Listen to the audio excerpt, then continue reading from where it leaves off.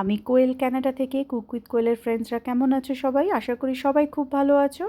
ডিম আমাদের সবার প্রিয়, তাই না? আর ডিম আমাদের ঘরে মোটামুটি সবসময়ই থাকে।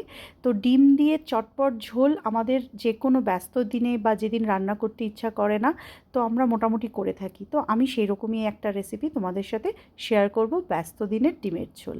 তো 4টে ডিমকে আমি ভালো করে ভেজে নিয়েছি, তারপর গাগুলো চিরে সর্ষের তেলে নুন হলুদ মাখিয়ে একটু ভেজে তুলে রেখেছি।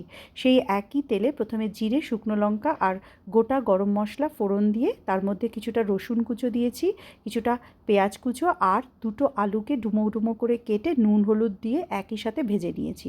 তারপরে দিয়েছি আদা বাটা, একটা বড় টমেটো আর আগে থেকে সেদ্ধ করে রাখা বেশ কিছুটা সয়াবিন। তার মধ্যে দিয়েছি নুন, হলুদ গুঁড়ো, লঙ্কার গুঁড়ো, জিরের গুঁড়ো আর ধনের গুঁড়ো। এগুলো দিয়ে তারপরে 2-3টে কাঁচা লঙ্কা দিয়ে অল্প অল্প গরম জল দিয়ে খুব আস্তে আস্তে করে কষাবো।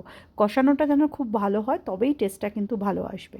তারপরে যখন দেখা যাবে আলুটা অলমোস্ট সেদ্ধ হয়ে গেছে, তখন পরিমাণ মতন গরম জল দেব। দিয়ে আবার ঢাকা দিয়ে একটু হাই হিটে একবার ফুটিয়ে নেব। তারপর একবার ফুটিয়ে নিয়ে পরিমাণ মতন আর একটু নুন দেবো আর সেদ্ধ আমাদের ভেজে রাখা ডিমগুলো দেবো।